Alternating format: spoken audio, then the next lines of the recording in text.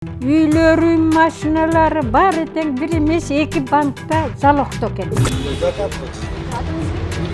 Десем, нет.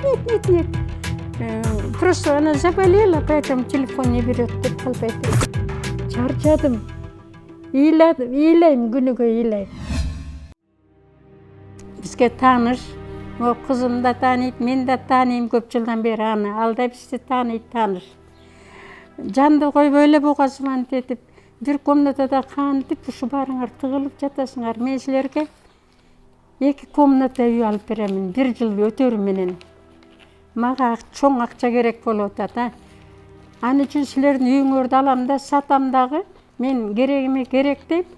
Анан кийин 1 жыл өтөрү менен силерге 2 комната үй алып берем. Каалаган шаардын каалаган жеринен, каалаган этажынан деп бизди алдай баштады. Анан мен айттым, жок, мен макул эмесмин. Анткени биз каякта жашайбыз? Мен балдар менен квартирада көрүнгөн жерде сенделип мага эмне алсам канча.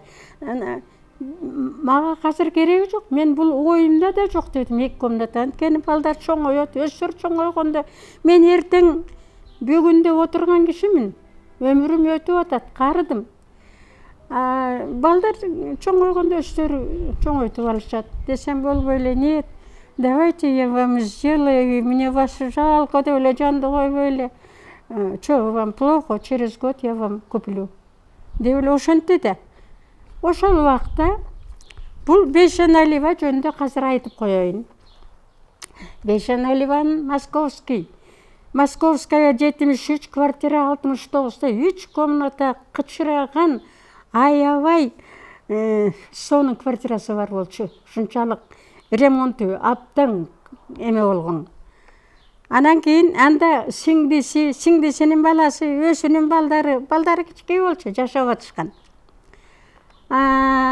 Өзүнүн 2 машинеси бар болчу Бейшеналиеванын. Бир машинасын өзү мактанып, мен $46,000 алдым деп көп жылдан бери айдап жүргөн импортный машина, чынында кымбат машина. Бирөөсү запаста турат деди. Ал эми улуу баласынын өзүнүн машинеси бар болчу. Ошол убакта бул дүйнөнүн баарын бул каяктан тапканы жалаң ушундай жол менен табылган да, карап отурсам. Анан мен айттым да, өзүңдүн байлыктарың толтура.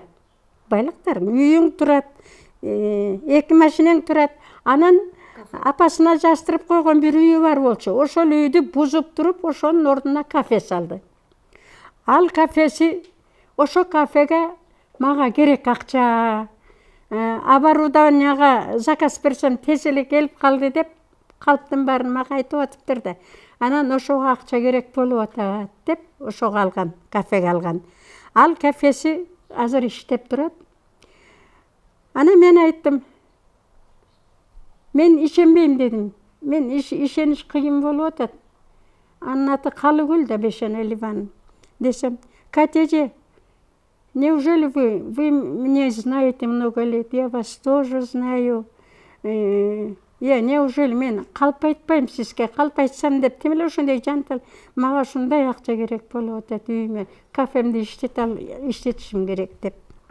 Анан бир жекесинен ошентип эле айтып атса эле, мен ойлодум да, чын эле 2 комната алсак кенен кесире, баламдын баласы, кызымдын кызы, кызым баарыбыз бирге туруп атабыз.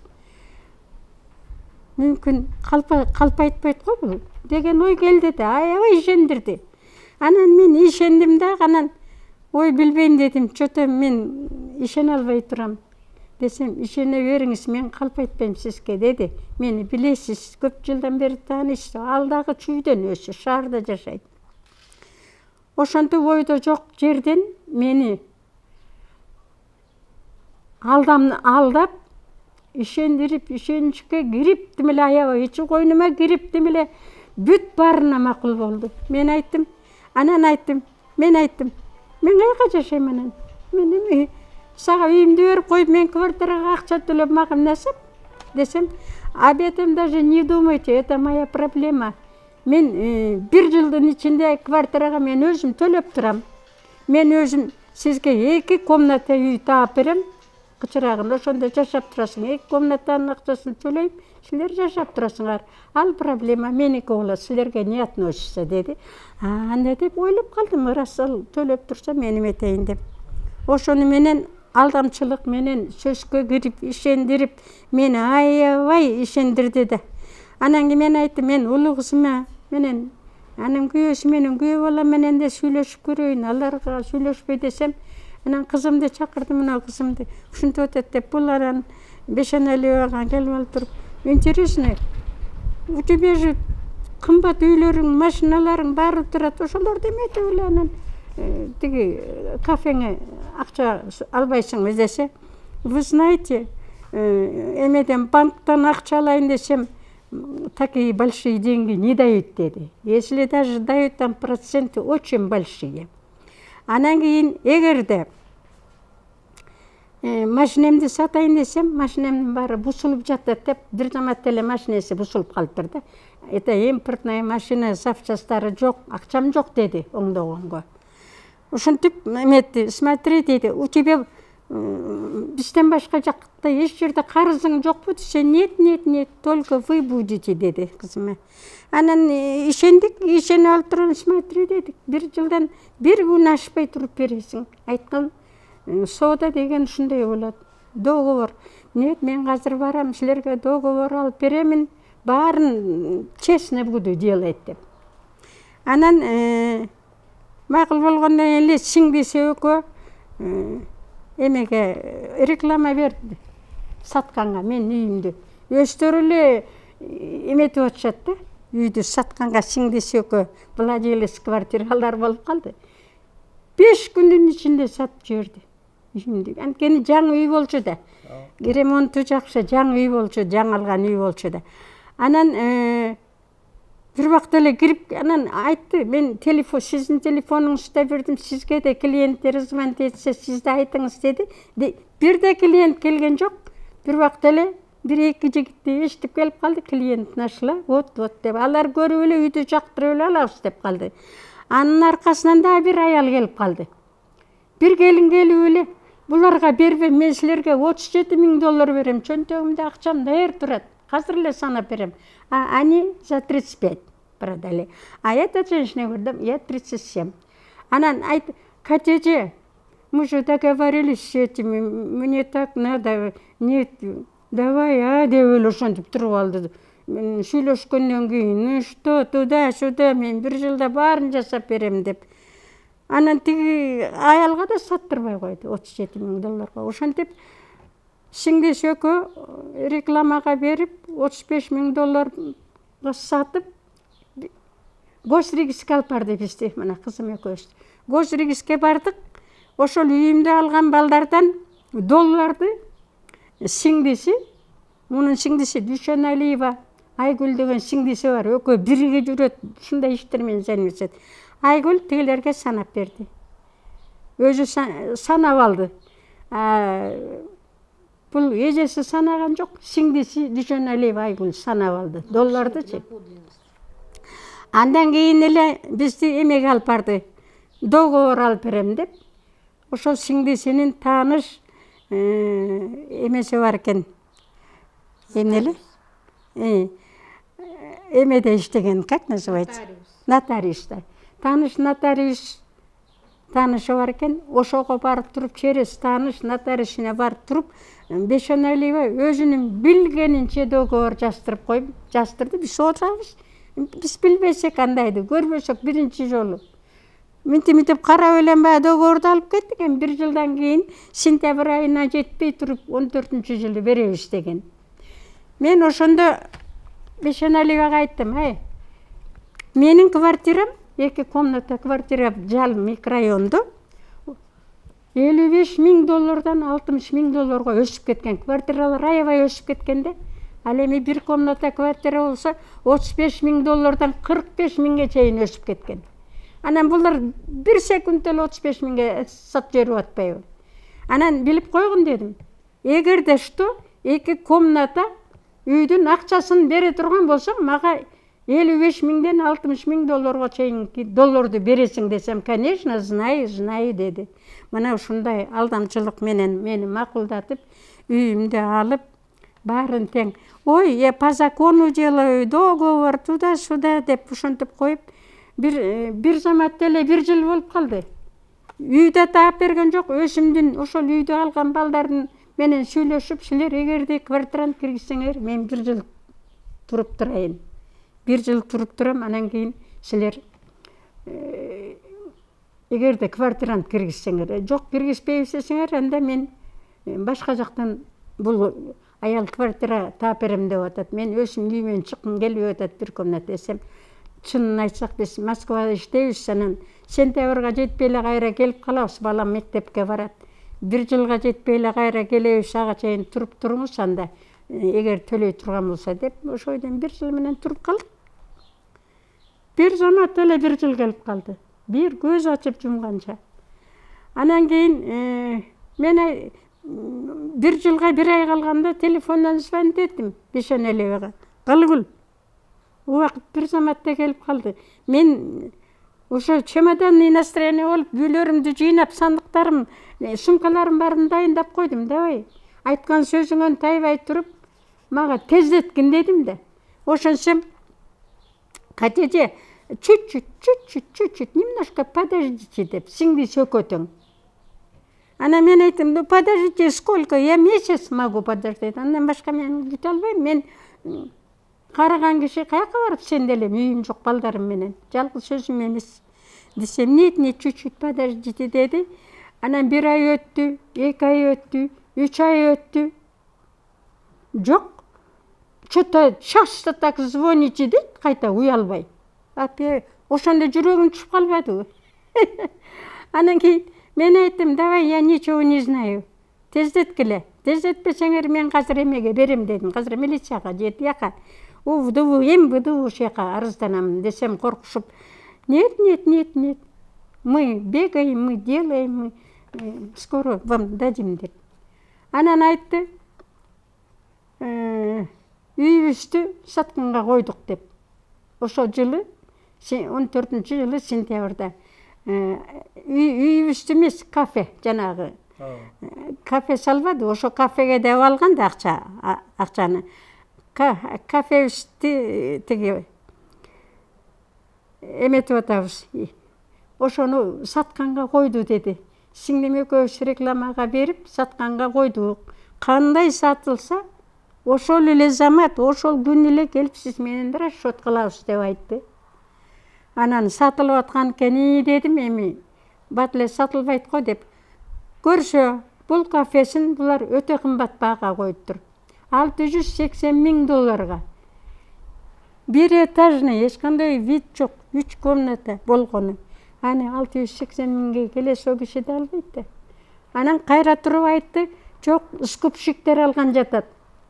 Скупщиктердин 3-өө макул болуп, 1-өө макул болбой койду деди. Андан кийин айтты, кайта Газпром алган жатат деди. Газпром дагы очондорого деп албай койду. Мына ушундай сөздөрдүн баарын айтып, калптын баарын айтып, анан бир убакта айтат, 15-жылы, 16-жылга караган жылы. Менин бай кудам бар, улуу баламдын кайнатасы. Ал биздин Кыргызстандан эмеде турат, качып жүрөт. Өтө бай киши дейт. Анан ошондон акча сурайм деди да. Андан сураса, кудасы жүрөгүм ооруп атат, Германияга кетип баратам, өзүм операция кылганга деп айтыптыр да. Анан анын кызын, кудасынын кызын, келинин, баласы менен эркек бала төрөп берсе, үйүнөн кууп чыгып, кайра кудасынан акча сурап атпайбы? Ушундай уят көрдүңөрбү кандай? Анан уялбай дагы Кыргызстанга келе албайт, ал эмеде жүрөт деди, эмне эле? Учетто турат, кууп качып жүргөн экен да, издеп жүрүптүр. Анан ошентип калып айтты. Андан кийин эле дым эле телефонун өчүрүп салды. Звонить этсем албайт. Бул эмнеси? Уже кача баштады. Анан сиңдисинин иштеген жерин билем де. тетиги Октябрь кайсы эле? Октябрь акимият, акимиятында ошол жерде частный нотариальный конторада сиңдиси иштейт экен, ошого барып, араң басып барып, анан айттым, Айгуле, что это такое? Эжең эмне телефонду алып эте, эмне кача баштадыңар мени? Так не делайте, мен жаман кылам бекер. Десем, нет. Просто она заболела, поэтому телефон не берет деп калып айтты. Экономика менен күрөшүү боюнча кылмыштуулукка каршы финансы полициясы бар го, ошол жака жаздым. 12-14 бет кылып туруп, бүт башын ушу сага кандай айтсам ошондой. Анан аны алып эле ошол эле күнү бизди чакырды. Анан кызым мени эшитип барды Финполго. Барсак, кире бериш жерде следователь Качканаков деген жигит отуруптур. Андан айттык да, тиги начальниңер каякта десек, тигил жакта. Ары барсаңар табасыңар деди. Анан барып кирсек, начальник следственный отдел экен. Сооронбай Идрисов деген жигит отуруптур. Анан кириңиз апа деп эле калды. Анан мени чакырыптырсыз. Мен арыз жаздым эле. Түшүнүк катым менен момундай кыл десем, алдык баарын окудум, түшүндүм. Бул деген бул жөнөкөй иш эмес, бул эме деди да. Бул мошенничество деди, бул алдамчылык деди. Биз муну менен мен ишти следователь Качкановго бердим. Ошол ишти алып барат. Ошого келип турасыздар, ошол бардыгын сизге айтып берет.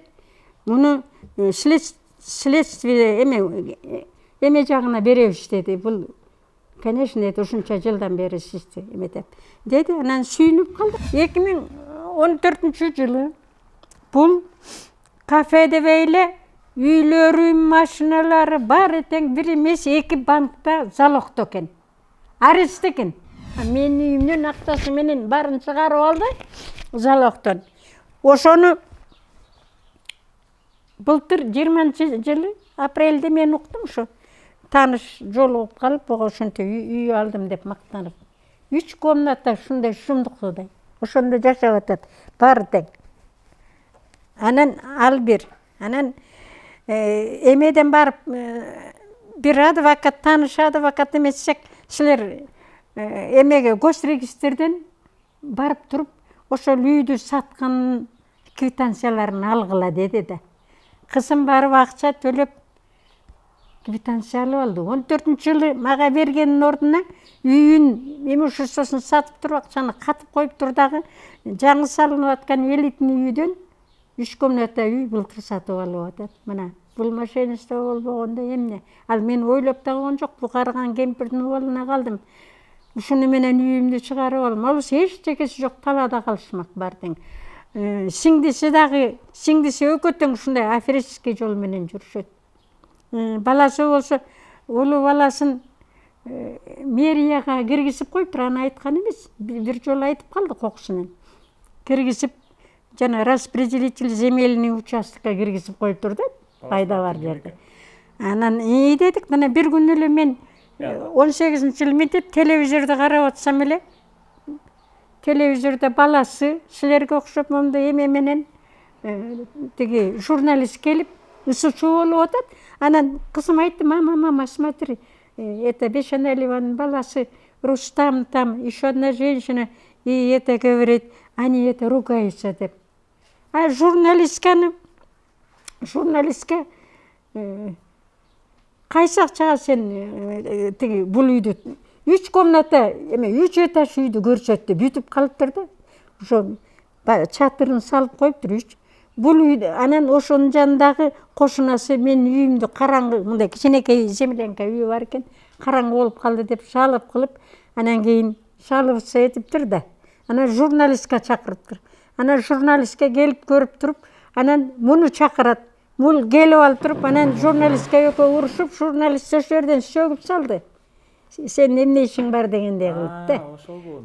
Анан журналистке мына эмесе 3 күн көрсөттү ушунун баласы жөнүндө.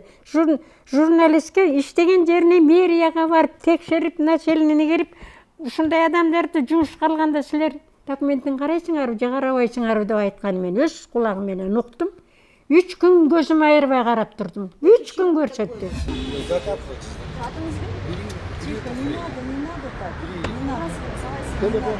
Кимде, сиздеби?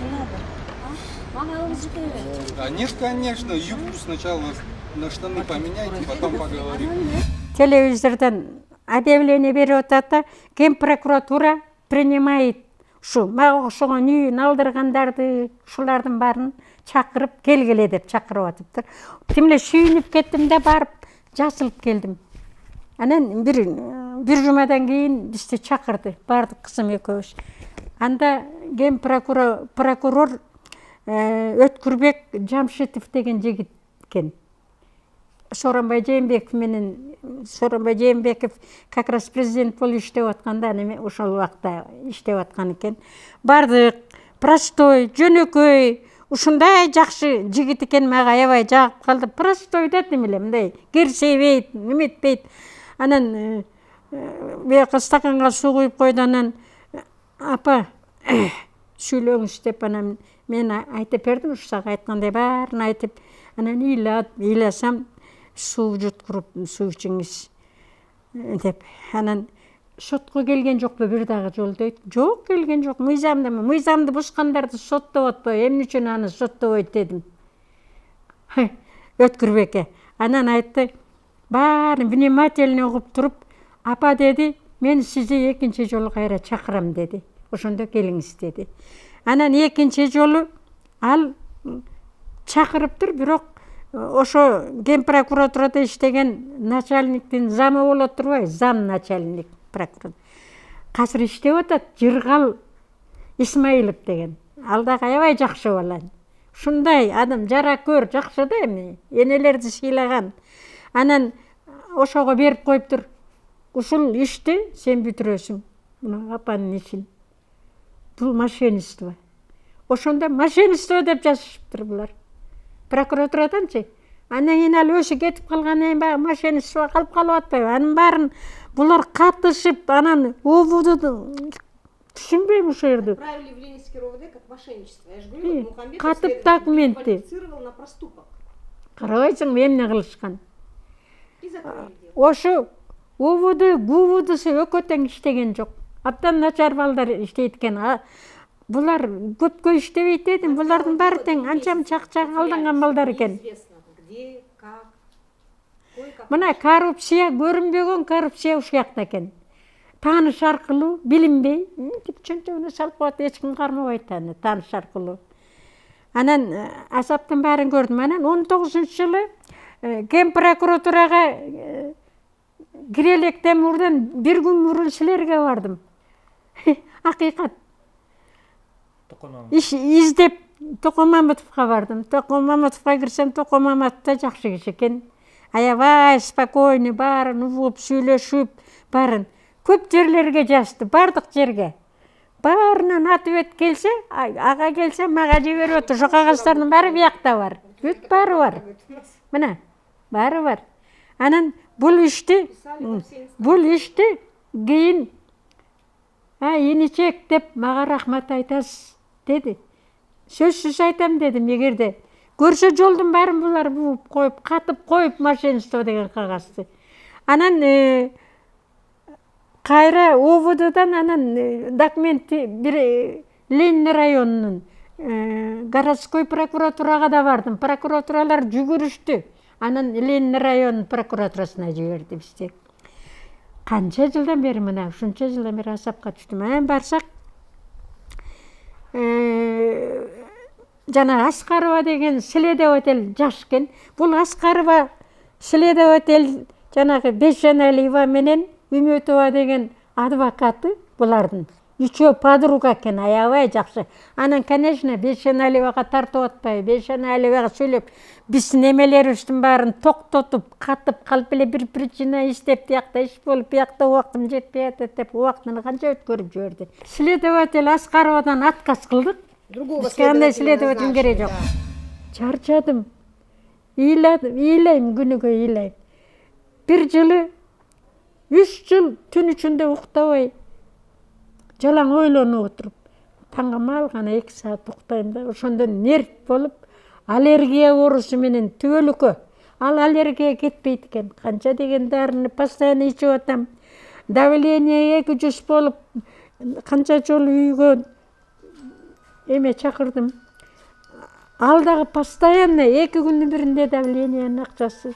Анан кийин көзүмө дары. Анан кийин аллергия алган пенсиям жарысы ушуга кетет да жарысын балдарыма нампанга жардам берем анча-мынча. Болбой калды. Сейчас вот мы ждем Азыр решения того, что жаңы уведомление отправить. президент келди. Жаңы президент келгенде Садыр Жапаров менен качыбек ташыйып келгенде мен айттым. Менин көзүм көрбөй калды. Жазды сен бул орусча жазды. Жасары менен ошол алар ошо эмеге жибериптир ген прокурорго. Быстро разберитесь и дайте ответ деп. Ошондон кийин шевелетип турган. Дияктын баары. Ага чейин таптакыр эле өздөрүнчө эле саска басып калыптыр коррупция тиякта. 1-Май районуна Лучшая система саска басып калган бардыгы. Бардык жерде эле. Не скажу, что, мам, что прям это, они прям так прям начали бегать. Нет. Когда я Джапарову написала, и нет, Ташиеву нет, они это... Мусаева сказала, идите хоть куда, хоть президенту пишите. Они знали, что лазейки же есть, чтобы ее оправдать. Поэтому они были уверены. Срок. Мен чарчадым.